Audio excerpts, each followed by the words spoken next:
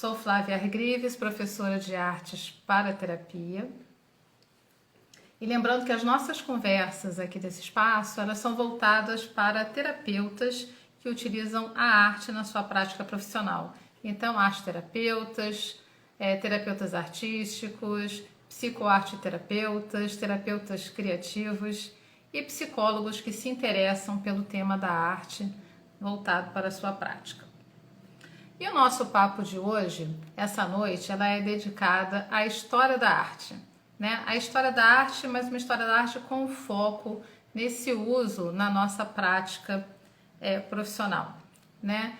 Então, talvez você aqui que esteja assistindo já use, né? Talvez já tenha pensado em usar, né? Mas como é que você usa, né? E o que você gostaria de saber sobre esse tema, né? De qualquer maneira, eu acho que todo mundo que está aqui, né, tem algum interesse nesse tema, né, na história da arte. E se você usa a história da arte na sua prática, como é que você faz isso, né? O que você identifica, o que você explora, né? Por exemplo, a biografia dos artistas seria um caminho, né? Você apresenta uma obra, escolhe uma obra que traga um tema que você queira trabalhar com o grupo ou com o seu cliente, num atendimento individual, um tema janela, uma ponte, uma porta, uma paisagem, né? Então, o tema, né? O estilo, né? O que você busca? Você oferece uma imagem e pede para a pessoa criar uma imagem a partir dela, né? Usando ela como um estímulo, ou como um ponto de partida para uma escrita criativa ou por uma conversa do grupo, enfim. Como você faz isso, né? Então são muitos esses caminhos, né, possíveis quando a gente traz a arte, a história da arte para um processo terapêutico, né? E esse tema, ele me mobilizou desde que eu comecei a estudar arte terapia, né? Que eu fiz a minha formação entre 2006 e 2008. E eu queria descobrir quais eram as possibilidades, né? O que eu podia fazer e como eu poderia trazer a história da arte para esse meu novo trabalho, né? Essa nova profissão que eu escolhi para mim. Então eu queria que ela fizesse parte, né, desse perfil profissional que eu estava construindo e queria que fosse um diferencial no meu trabalho, né? E a pergunta, a provocação de hoje é um pouco assim, como é que começa, né? Por onde começa? Eu quero fazer isso, mas eu não sei por onde começar, o que é importante, o que interessa, o que eu devo saber de história da arte para poder trazer esse conhecimento para os meus atendimentos, né? Então, assim, como eu comecei, né? Como é que começa a minha história, né? Acho que a gente, para falar, né, para os outros, a gente tem que falar um pouco de si, né? Como é que foi esse meu caminho, né? Então, eu precisei também, nesse início, pensar e identificar também como era a minha relação com esse tema. Quando é que eu comecei a me relacionar com a história da arte? Em que momento, né? Fui lá para trás para descobrir como é que isso tinha começado. E o ponto que eu descobri, né, que me lembrei, foi que quando eu era garota, assim, com 10, 11 anos, uma coisa que eu adorava fazer era folhear enciclopédias, né? E a minha mãe tinha uma coleção, que eu não sei se alguém aqui conhece, a Enciclopédia Life, uma coisa antiga, né? E eu adorava especialmente os fascículos, né, que tinham reproduções de obras clássicas, né? Então, a construção do meu gosto, né, por arte foi a partir dessa arte clássica, né? Então, os livros que eram sobre Grécia, Roma, pegavam imagens também do Renascimento e do Neoclássico. Então, passava muito tempo, né, observando aquelas imagens, folhando aquelas imagens e me encantando com tudo aquilo.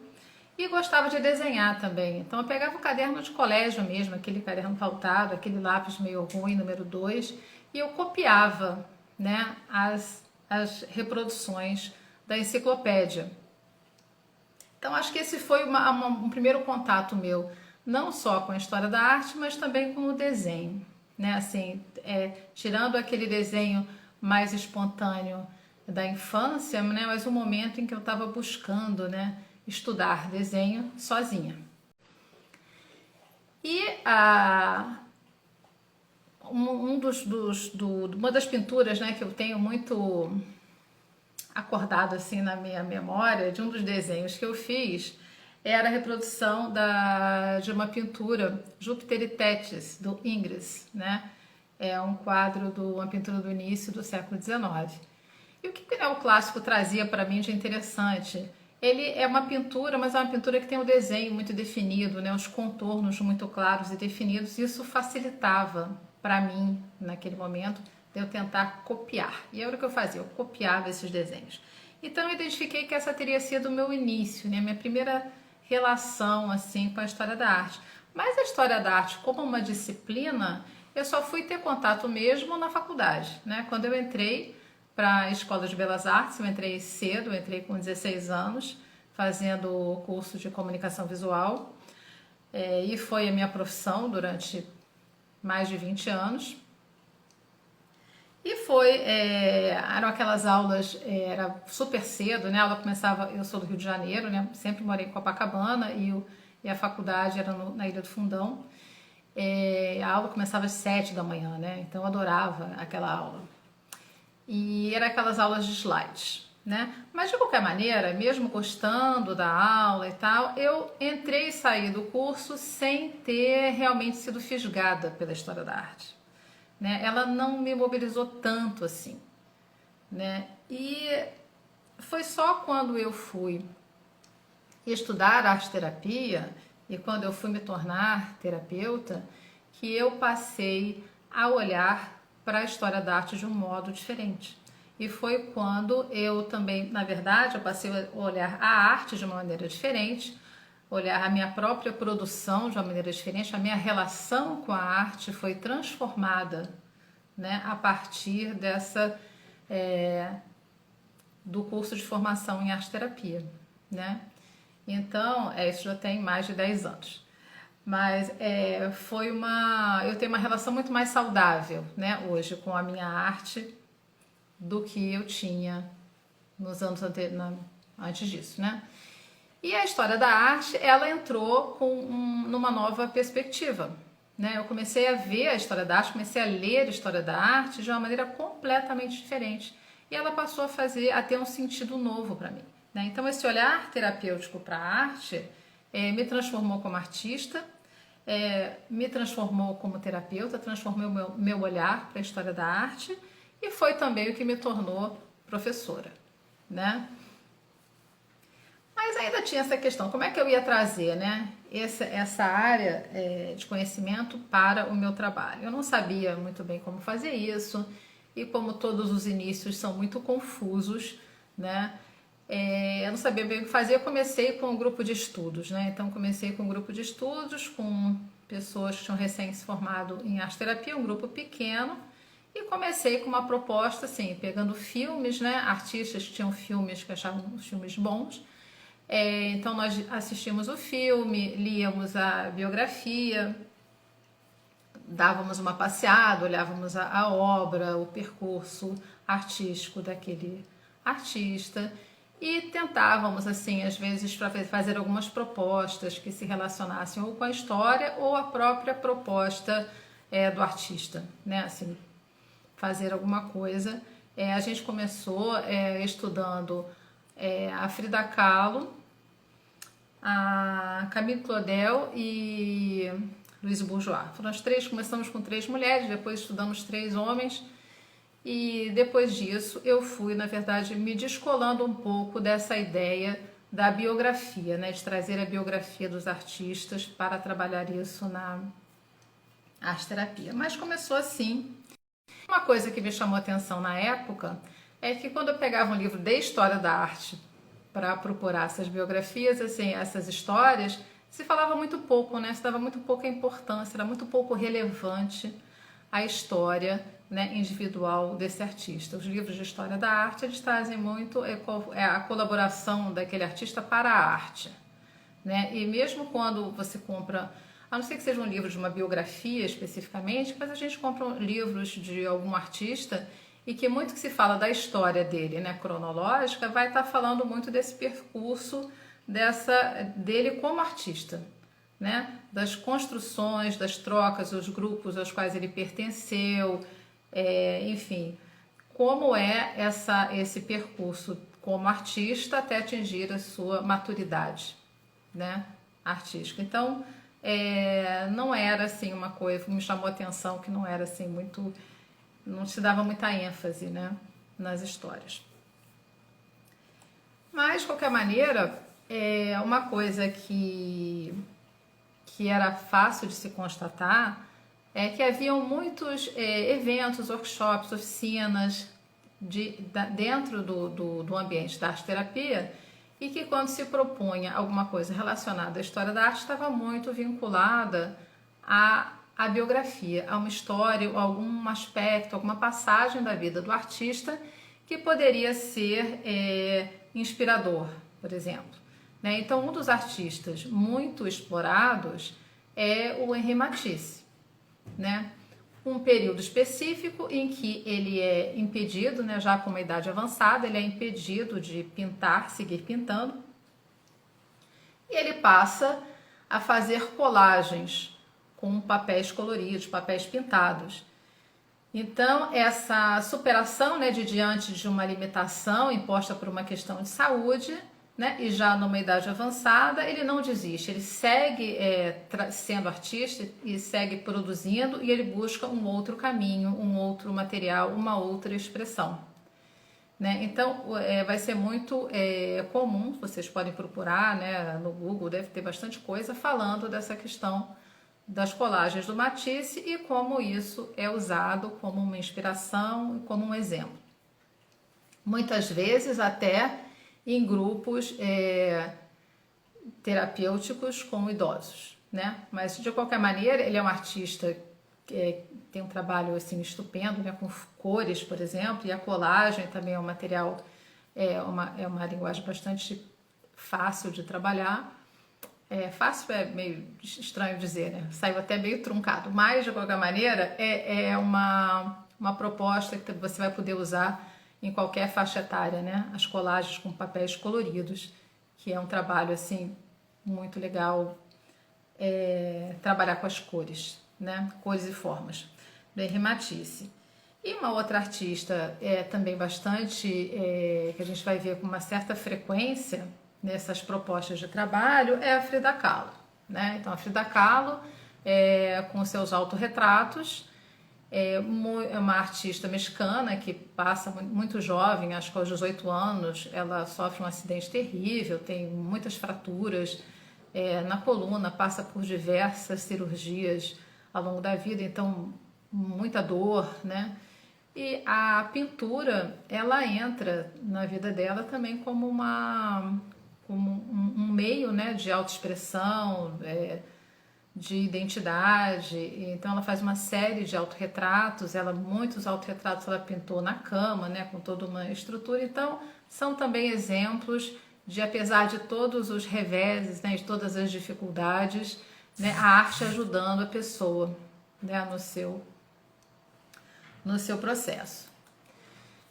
E mesmo a gente saindo assim, aí saímos dessa questão das biografias, das histórias pessoais dos artistas e trazendo as suas obras, né, acompanhando a sua história.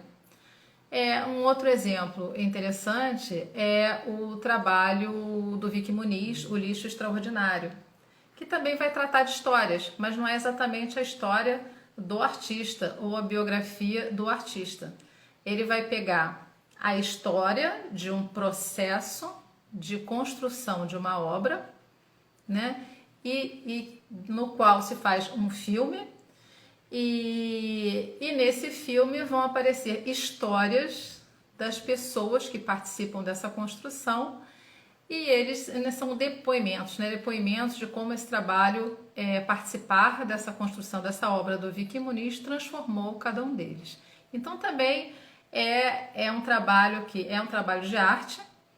A gente vai ter essa construção e o processo, né, que é algo muito presente na arte contemporânea, como uma coisa bastante potente para trazer uma série de questões a serem discutidas e conversadas, por exemplo, num grupo terapêutico. Traz a questão do lixo, traz os depoimentos, então estamos também falando de histórias, de biografias e de processos. Mas seria só isso, né? Assim, a gente teria que estar falando dessas histórias de superação, histórias de vida? Ou a gente poderia ampliar isso e procurar movimentos artísticos, né?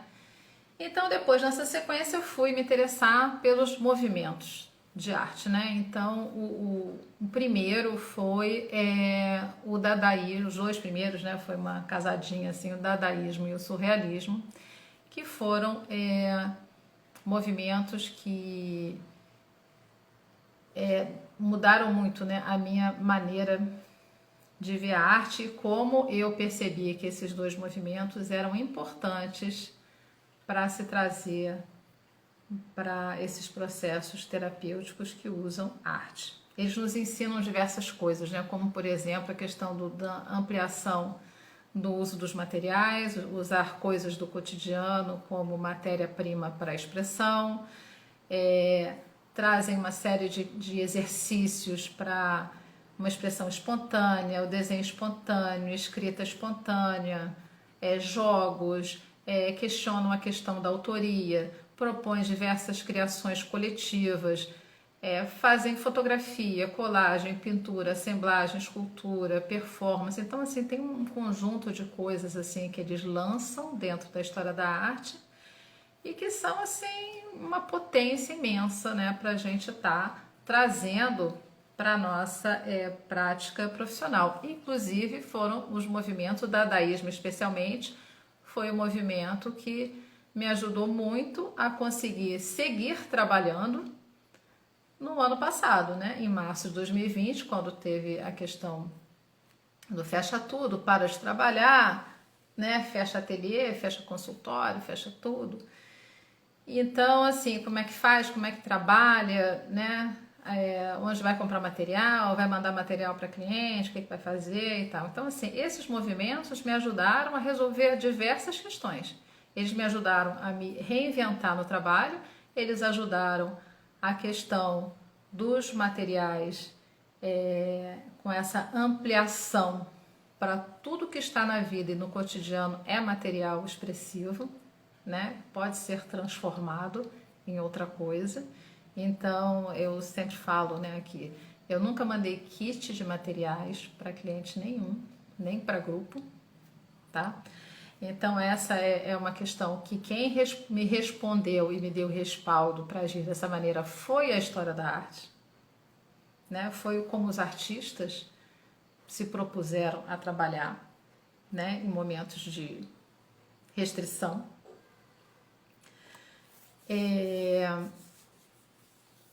Mas, de qualquer maneira, a gente, ao lidar com isso, né, com as propostas da história da arte, com as proposições dos artistas, é evidente que a gente tem que entender que o artista não está nem um pouco interessado com terapia. Ele não está nesse processo. E ele não está... nós estamos nos pegando emprestado, né, o que eles propõem, o que eles fizeram, né? E pensando de como isso pode ser interessante da gente trazer, rever, né? Trabalhar e trazer para os nossos objetivos. Não é repetir o que eles fazem, né? Mas a partir do que eles fazem, a partir do recado que eles trazem, a gente colocar isso no nosso trabalho, né? E ser capaz de criar, por exemplo, trabalhos de grupo, oficinas, enfim, a partir dessas iniciativas e proposições dos artistas, né? Então, assim, a grande virada, né, para mim também foi entendendo que a arte e a sua história, elas fazem parte da humanidade, né? Elas são nossas. Então, a gente tem que entender que quando está se falando de arte, de história da arte, está falando da gente também. Estamos falando dos seres humanos, né? Estamos falando da humanidade, estamos falando da nossa vida. Então, quanto mais a gente se sentir íntimo, né, e à vontade, né, com a arte, mais a gente vai conseguir trazer ela para o nosso trabalho.